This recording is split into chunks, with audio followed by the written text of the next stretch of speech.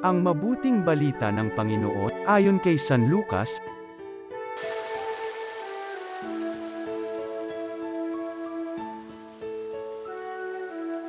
Mga kapatid, ito ang sinasabi ng banal na kasulatan, malapit sa iyo ang salita, nasa iyong mga labi at nasa iyong puso, ibig sabihin ang salitang panangangaral namin tungkol sa pananampalataya.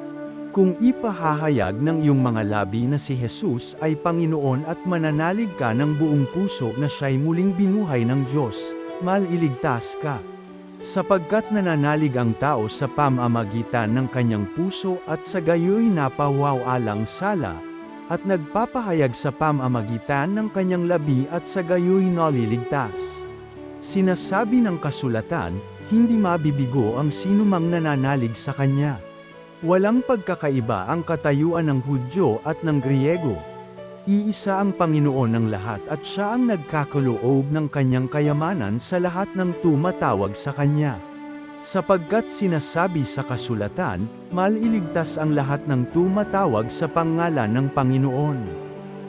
Ang mabuting balita ng Panginoon.